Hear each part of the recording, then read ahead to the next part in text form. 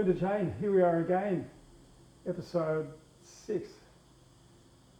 Today's important. We've covered the essential pillars of the elements of life: time, money, love and energy. And now we move into what I call the second tier, but perhaps it should be the top tier. This is where it all comes together, isn't it? Yeah. Family. Today we talk about family. Without going any further, I'd like you to position today's conversation. This is my favourite part of our work. It actually speaks completely of who I am. Home and family is the hub of, I think, the beginning and the middle and ending of everybody's life. So you can't actually go into any therapy, any work, any change without recognising where you came in and what was happening then. And you know, if and when we marry, in that central rite of passage, and then how we leave the earthly realm and how we exit when we ascend, right? You want your family there. The family's there at the beginning, family creation in the middle, and then family at the end, at the last breath. That's who you want there. So for me, it's the centre of everything, although in our work, it's one of the 3 screens that we project who we are and who we want to be. We start with the family of origin, which is when you incarnate, you choose your parents. And a lot of people would say, oh, I wouldn't have chosen these parents. But you actually did. You chose a frequency where you would learn the most and become the most whole. So it's not necessarily the best parents for happiness and tiptoeing through the tulips. It's actually the best parents to open you to your soul story. That's their job, right? But they don't recognise that. They just, the mother and the father, the energy and the life force is frequency matched for the great work. And then that first 7 years, you learn who you are, because these people, you have nothing to hide. They have nothing to hide. You see raw and real and authentic. They're not pretending. You don't pretend in those first 7 years. It's so truth-telling, right? It's the beginning of everything. And in our self set, we learn that you hold that right through your life, that inner child. And the way your parents speak to you determines the way that you then learn to speak to yourself. So parenting is a privilege. It's something that is, to me, as you know, a sacred thing. And it's the most important thing in my life, my home and family, as I said. So that's kind of, I guess, the brief introduction. What an important positioning, because particularly in some parts of the Western world today, I believe that the traditional family unit is under threat. Now, I don't want to be controversial in this conversation, but I do want to ask you as a therapist, and it's kind of a burning question and it leads into other things for me, but how many people come to you that have had disruption in their life, or to find that they reach a point in their life where, a point of crisis, and it always rolls back, does it or doesn't it, to their formative years in the family, and whether there was disruption or whether there was a safety net, a cocoon, a balanced parenting roles. Always. Talk to me about that. Always. It never doesn't touch on that first. Never. So we would say, people may come and say, I don't really want to talk about my childhood. I know that's where the answer is. It's like when people say, I don't want to really talk about my partner, I know that's where the answer is. Or I haven't found myself in purpose and passion, contribution and service.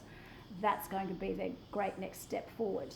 So always in family, it's what you come in to find out about yourself, to becoming whole or holy. It's the human experience there, isn't it? It's personification. It's like, here's the energy and nature of this particle of God. I bring this in.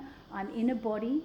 You were either heard or unheard when you were little. You were either held or unheld when you were little. And that littleness determines then what comes to the next 7 years and the next 7 years. There's a great saying. They did actually a television series on this. Show me a boy or a child at 7 and I'll show you the man. Was it the show 7 Up? Yeah. So, and I loved, again, it was around the time that I was studying, and I loved that because even though at that time I really wasn't sure if I'd even have children, and then I got to that age and stage where how could I not do this? And then I moved into it, giving birth. You know, today is my eldest child's birthday, right? Which is, of course, family. And I know going into labour with her this morning, 31 years ago, little did I know, and no one really does, you cross that bridge from maiden to mother, and it's extraordinary that you then leave that moment in time a completely different person. You would die for this being, whereas before your life was all about you. Now it's actually you put yourself aside, having hopefully collected enough of yourself to be able to not project that onto the child. But if you do, and most of us do, most of us project our family wounds, and you and I have had those conversations when we've both done it. You've heard me on the phone in tears. And me too. Yeah. So we all do it, but we have the awareness, I guess, because of the work, to go, oh, I'm not doing that. And we can take responsibility, control and action as a result of what we've learned, right? What we've sculpted to be the parent to them eventually, when you've learned all the way through. How would I have wanted someone to parent me when I was 0 to 7, 7 to 14? And with Faith, who's my the recent child, the last child, I'm parenting her the way that I wished I was parented. But at third time lucky, right? I think Indigo got a lot of me wanting everything to be perfect and right, which is my mother. And, you know, a lot was sacrificed for her being the firstborn. She was my practice baby. Then Angelica, I'd softened and loosened a lot around her, and she was freedom. She just came in free base. She came in like born at home, born in the core, which is a very sacred kind of entrance. And all of her life has been blessed, right? So, and that was her soul story right from the beginning. I'm going to choose these crazy parents, because this is the thing, like her dad and I are, especially at that time, crazy people, really. But what do you learn? Because you learn to be, or you are so authentic, and you do that only with your family. Like everyone will say, oh no, I'm really real in the world. Nah. You do that with your folk, with your bloodline, right? It's the soul story in perfect placement for you to get that first stepping stone out into the world. And what you do and don't like about how that played out will determine that. So people will say, I will never do the same as my dad did, or I'll never stop this because my mum did that to me. It's how we learn about ourselves. Yeah. And then a lot of my clients say, oh my God, I hear my mother coming through me, and I'm like, blessed be, right? There's the whispers of time gone by, and you're now filtering it through your parent ego state and speaking out of your mouth as the queen that you now are, to raise the next generation of you. So there's no learning without family. And yes, it is being decimated in some way in culture and society now, and I find that really tricky because I'm, as you know, quite a traditionalist. I believe in the roles. I believe that children need the protection and provision of the father, and they need the nurture and nourish of the mother. Because, you know, the female role is very much about instinct and intuition and channeling. Like, they can smell the baby's head and know if the baby's sick or not.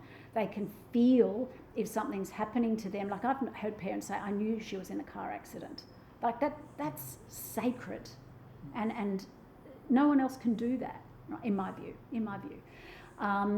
And then I've had children that were adopted, wanting to find their story, wanting to find their storyline, going back to that, I really want to know, yeah? And I've worked with a lot of people and held their hand through that journey, which is really challenging, can be really challenging.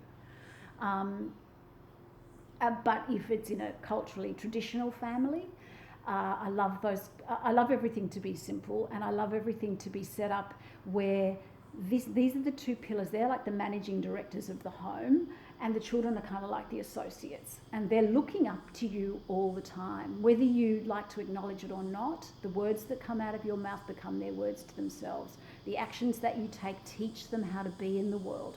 And 50% will choose against the way their parents went, and 50% will go, oh my God, I loved the way my family was, and I really want to replicate or duplicate that in the world, right? It's really quite clearly defined. That structure you talk about has been I think studied for a long time, how important structure is to the future success of a human being. Correct? Yeah. We need that structure. You know, I've met parents in my peer group who don't subscribe to structure. But you walk into their world and it's chaos. Just going back to what you said about the maiden becoming the mother, it made me think it was no different for me. From a man's perspective, Absolutely. the moment I became a father, I realised how profoundly my life had changed. And to this day, my son's now 16, and I don't say it lightly, but I will give my life for his, because I understand my role in terms of putting him forward. Yeah. And it was foretold to me. Yeah.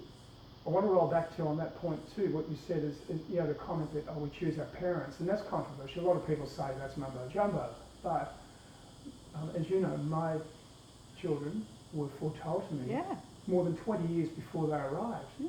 And I've said this before in the podcast. I became a father later in life because it just didn't feel right for me, and the circumstances that then created that just happened to present themselves.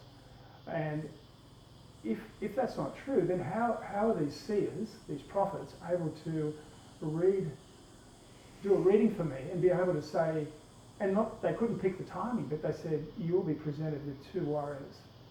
The only surprise to me was that my daughter Ronny, I was expecting two boys. Yeah. And she is a warrior.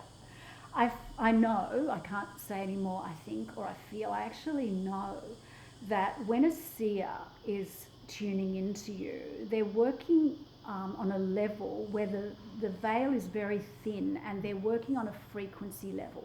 So in the plane before us, time doesn't exist, as I've discussed before. After we, disincarnate, the time doesn't exist then either. So this is like before we began today, I said to you, all of our forefathers are here with us, the children and then our children's children. Right? Everyone is still already around. It's that they drop in at the right time for them. Astrologically, they're just ready at the time in your life where, they can get the most mileage out of what they've come to bring. It's aligned and divinely designed, as we would say, in practice. Can I circle back to and draw a thread through what you said earlier about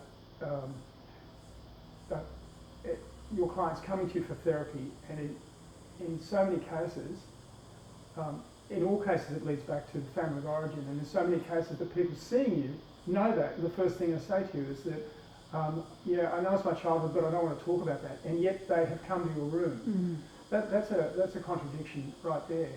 But in saying that, doesn't that hark back to the Jungian concept of the shadow? Yeah. And that the shadow is created in the realm of the sensitivity of the child who was not being heard, for example, or was being told they're not good enough, or they are somehow a failure, or they're somehow an inconvenience to the adult world and to the lives of the parents, and so on. And there is obviously a million variations of that.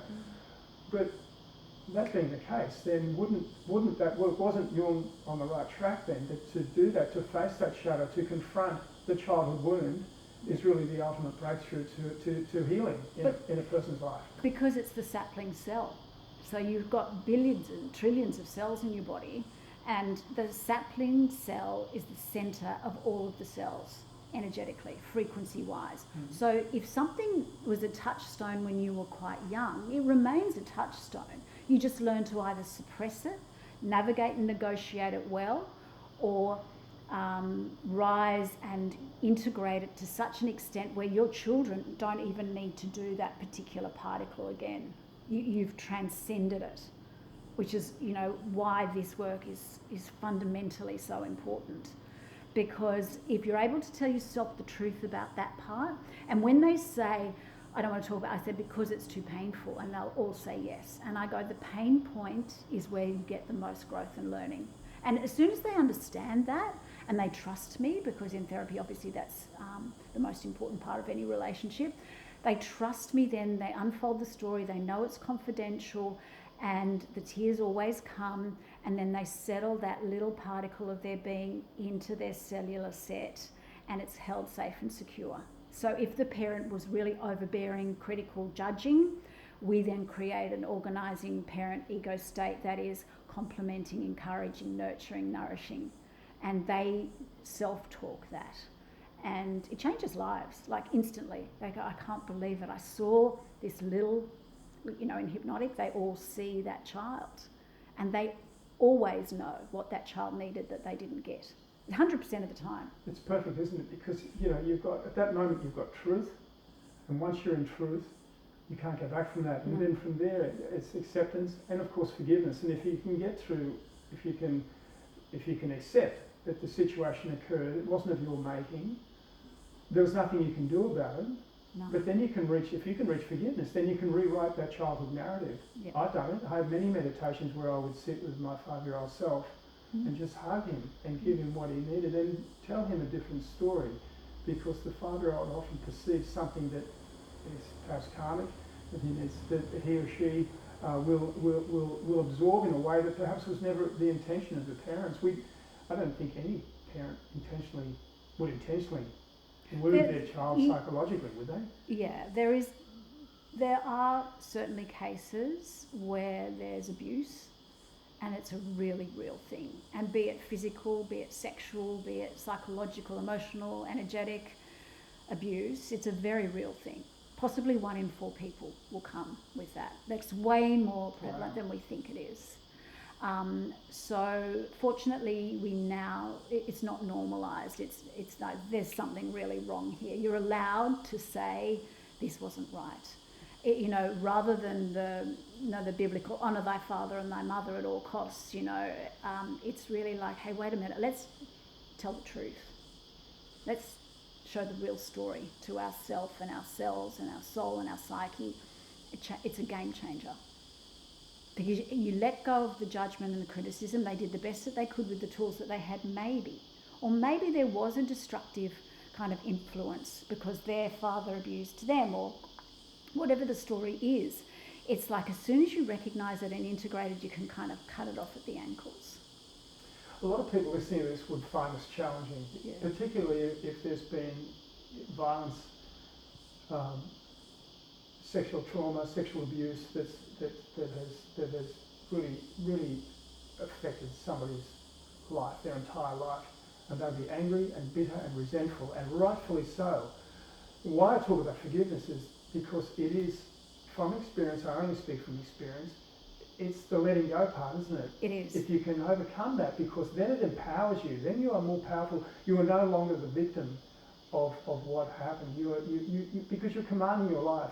That is true ascension, wouldn't you say? Absolutely. Well, it transcends it, doesn't it? And the forgiveness isn't for the parents, the forgiveness is for the self. Yes. And I feel like when we understand that, you forgive for the self.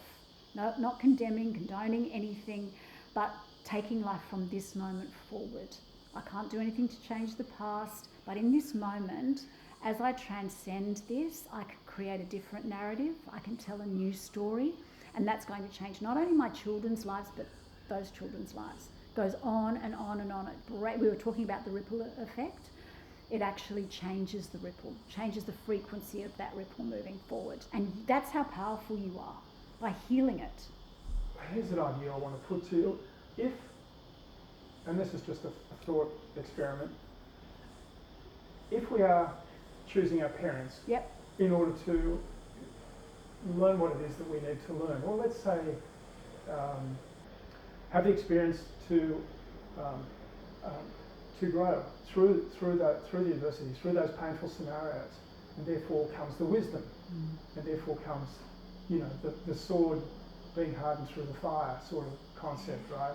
But if we did that, then wouldn't every generation be better to a point where we have where we no longer have any trauma, childhood trauma, because we live in this sort of, this idyllic perfection? Everything is kind of perfect, because we think of perfection as only goodness, but perfect is actually aligned and divinely designed. It's a different, we actually look at that and integrate that on a completely different level. This is perfect for me because look what it brought. Like we've spoken about that before. Brilliant. It comes back to it's the human experience. There's no getting away from it. Because for it to be perfect, where we came from is perfect. Yeah. The human experience is the one where it's messy. It's messy and experiential. I think God designed it that way. Yeah. Why? Because you don't know the perfection unless you understand the imperfection. Well done. And the thing about life being messy is that you then have to fumble and find your way through your vulnerability, through your wounds, through the dark and the shadow. You fumble and find your way, right? If everyone was tippy-toeing through tulips, there we would all be tippy-toeing through tulips. Whereas the God particle is actually way deeper than that. Way deeper than that. So it brings opportunities and challenges in each, as I say, every 7 years at least. Different phases in our life, I feel like it brings things thick and fast, like waves coming in, smashing you to the ground. And we've all had those moments in our life. But if the soul story is settled in the child, all of a sudden, because you think of it, the child represents the energy and motion, the emotion in the body. A child under 7 is just, I feel, therefore I am. They don't know anything other than their feelings. They all know fear, they all know anger, and they all know love. No one taught them that. So consciousness, they come in with it. Consciousness in the last, I'd say 15, 20 years has really changed. We're consciously parenting now to a larger extent than happened in the past. It was like children kind of almost raised themselves. Or other generations, which I love, would be there helping them. In Aboriginal culture, the grandparents would often look after the child. I love that, right? Because the parents are off busy, doing the things that they do to help the tribe or to help whatever's going on and needing to be done. So that there was a dilution there of unconditional love with the grandparents to the child. We've lost a lot of community around that now, right? But it's starting to re-thread through it. People are starting to get how powerful that actually is, how important grandparents are, and how important the next generation or 2 generations are for the grandparents as they ascend, as they leave life. Look at what I've left behind. Look at the legacy and the gifts that I've left through my children and through my grandchildren. So consciousness now, we kind of are looking at parenting as work, but not in a negative, 9 to 5, but in a forever feeling of what better contribution and service could I bring and do and be and offer and gift than this. There's nothing more important than raising the next generation of yourself. It's apparent that consciousness is raising, but what about people out there, a lot of people who hadn't really considered the idea of the behavioural concept of generational cascading? I'm seeing it in action now with a friend of mine, the relationship he had with his father. He is on the cusp of healing that for his son or repeating that. And I'm trying so delicately to help him see that, and he's not seeing it, he's not ready to see it. What is that? And he's a kind person, he's a kind man, but he doesn't realise that he's on the verge of this generational cascade. You can't do that for him. No. He has to either suffer enough or watch the suffering visited upon his child to go, oh, and something has to twig within him. If he's got the conscious awareness there is choice here, he has to get there himself. Like our work is just, we offer you these skills, we offer you a template that everything is covered, and then you need to implement those things in your life, and you will only do it when you're ready. Readiness for change is everything. People don't change unless they're ready to. So those generational wounds, do they only stop with the incarnate generation that says, the child or the person who says, enough, the buck stops here? Yeah. And then they're the ones that do the hard work, but they're also the ones that get the gift of ascension from that, correct? Absolutely. And it's really a reward for energy well spent, as all parenting is, as all partnership is. What you put into it is exactly what you get out, right? So people will say to me, with my children, I've got the privilege over the next 6 months to have all of my children back in their home, because Angelica's, saving to live in Europe, right? So for me, I'm just about to live the best time of my life, right? And I go to sleep with this smile on my face. I wouldn't change a single thing. I love the interaction of watching them dance together and find out who they are with one another in their authenticity. They don't hide anything from each other. And I was an only child until I was, 15. So watching that, the majesty and the magic of that, and how fortunate they are to have chosen this way, and how they count and rely on each other, because they know we've seen the rawness, we've seen all the bleeding, we've seen the blood, sweat and tears. So in that way, when something goes wrong, awry, they're there to pick one another up and to hold one another safe and sacred. And our role as parents, I guess, is to mentor that in our partnership and with them. And the home is the safe place or the sanctuary where everybody can be exactly who they are. There's still, boundaries and rules, which I have. Anyone that knows me knows that I have those.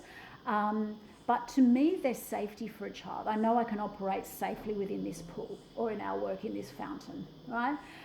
If I step out of it, wow, I'm on my own because, mum has said this or dad has said that, right?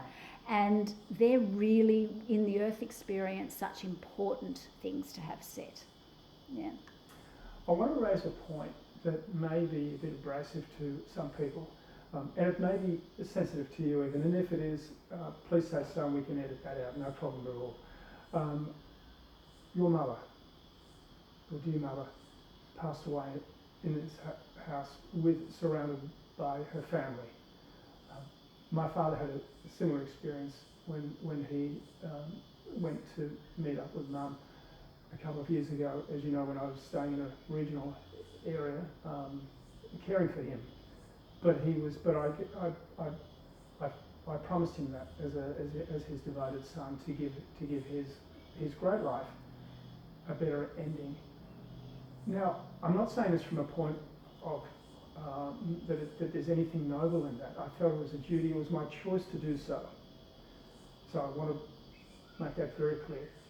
My question though is, and it does bother me, coming from a European family, why is our culture, our Western culture, so poor at embracing our parents and our older generation as they become, let's say, burdensome, and they become our babies, when they can be as needy as they like, and we're fine with that. But why is this a difficult concept for us when we're dealing with a generation that's old enough to care for that generation? We separate them from our community and from our children, and if they're lucky, visit them once a week or something. And look at what happened during COVID. That was deplorable. But that's when my mum died, and people wouldn't come, so we had to do it on our own. We were always going to do it on our own, but no one was there, right?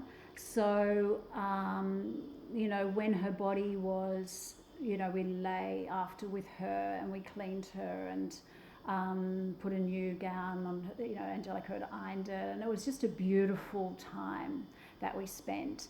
But the ambos, everything, I prayed, I was like, I just want people that will treat her with the dignity and grace that she needs.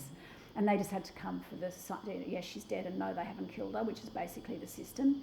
And they were glorious. They went around and looked at the art that she's painted, looked at the wedding dress that she'd made for herself at 18. They were so honouring, and so that was quite unique in this system, right, where we shunt this part of life to the side, to the background, and anaesthetise in a large part of the journey is blocked off and drugged.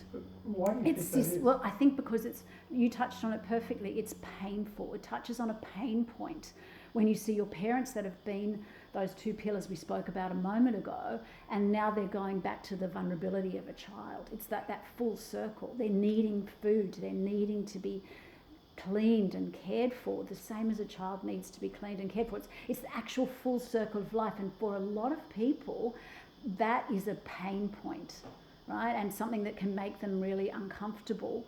If it was commonplace, it would no longer be uncomfortable. And there are cultures, obviously European culture, when I lived there, they do have that you die at home and the parents age at home, the babies are born at home. So it's just that we've medicalised a lot of nature. Let's just put it that way. I'm sure there's a whole other podcast about organic versus the medicalised system. But I feel like when we allowed systems to parent us rather than us parent ourselves and listen to our intuitive nature, that's where it all kind of went awry. It's only been in the last 100 years. It's not like it's always been this way.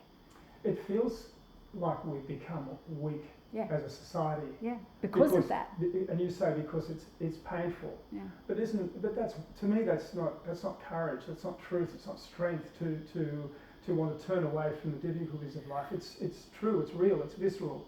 The most visceral moment, two of the most visceral moments of my life was holding my son at his birth and stroking my father's forehead as he took his last breath. Yeah. Visceral. Yeah. I'll never forget that. Never. What a privilege to be at, again, those touchstones, those touch points in somebody's life. They brought you in and you're bringing them out. Like, it is so sacred.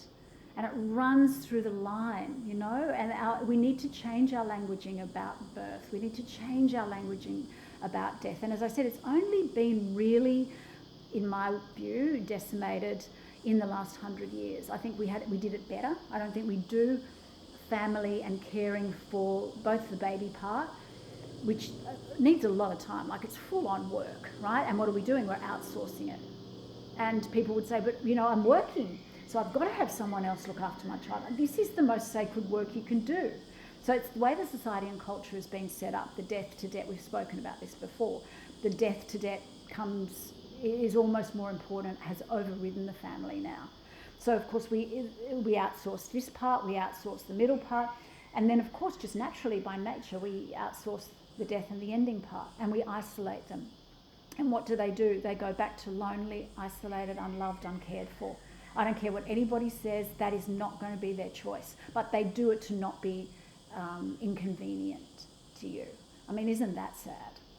So yeah, I'd like to see that change. When Mum died, the children were all at the house because we knew within the week she was going, and she had the chance to say I love you very gently to each of them, and they had the opportunity to have some breaths with her and hold her hand.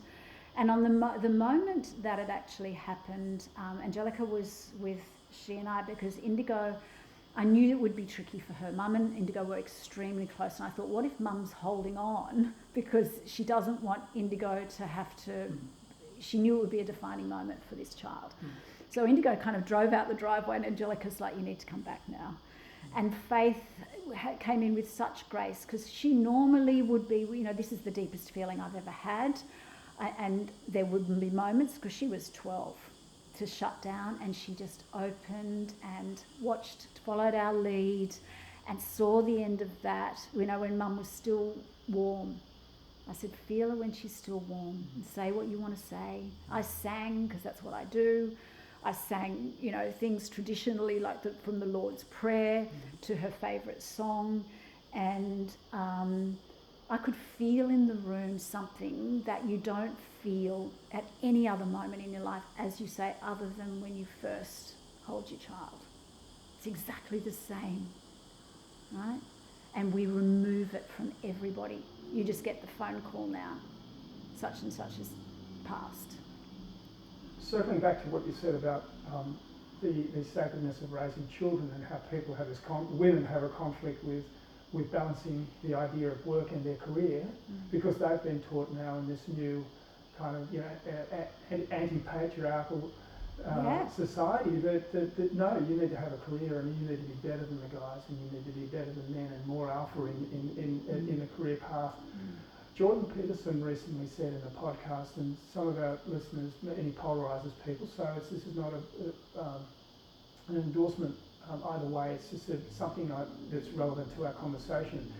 And he made a point as a clinician that in North America right now there is an exodus, there is this phenomenon, this exodus of 30-year-old women who have reached these absolute plateaus within law firms and management consulting firms and corporations, and they are leaving because it's not enough, and the corporations can't lure them with enough money. They say, we don't want the money.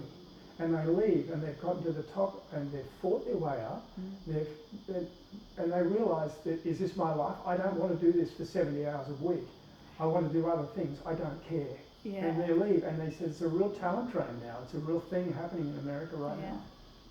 But the thing is, it doesn't bring you joy. It brings you achievement. It brings you fulfillment on a certain level.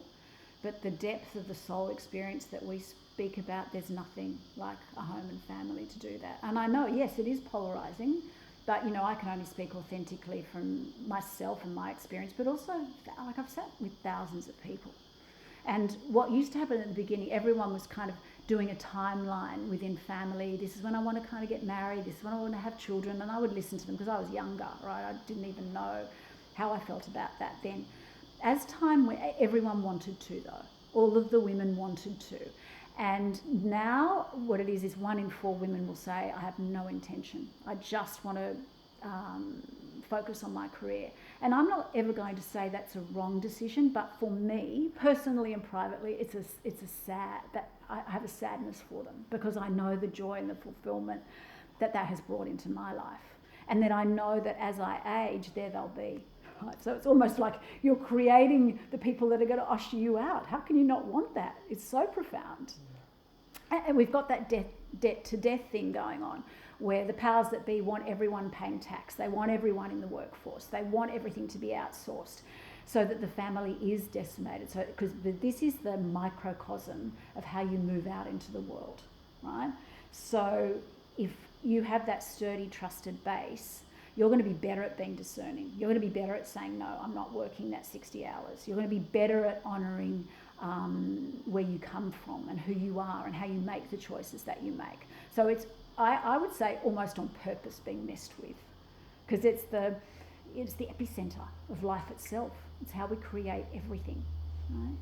So Belinda Jane, unbelievably we're out of time, but what would be the key takeout of family in terms of,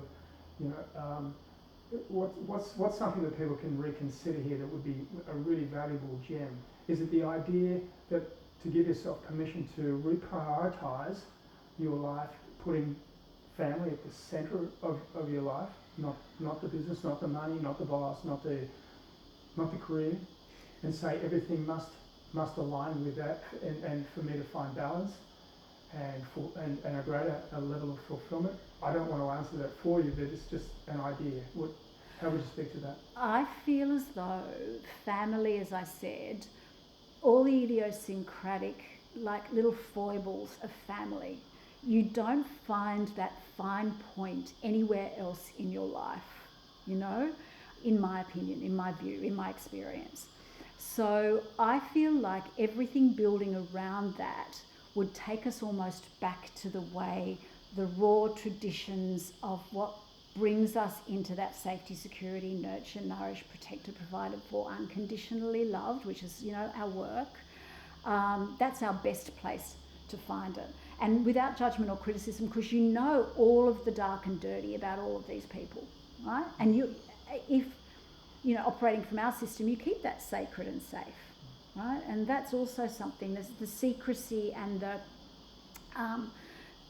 the idea that if we experience this is something that we just all do together. That teaches children as well that they can be who they are, they can get their needs met, yes. They have a safe place to fall. Teenagers need a safe place to fall. So I do feel that everything needs to come back to being built around the role models and the partnership, and then the familial kind of understanding that anything goes here for me, and I can practice being who I am, because I'm seeing these people without filter practicing who they are. Brilliant. What a brilliant ending. We need to do a parenting show. Yeah. And a partnership one. And really expand on these ideas and weave them back into family. It's such a big concept, and the time feels so short.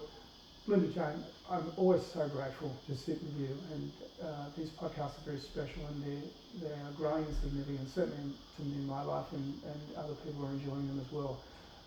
Thank you so much, and as always, namaste. Namaste. The God particle in you meets the God particle in you. Back at you, brother. And the next one? Intimate relationships. Here we go again. Oh, are you? Yes.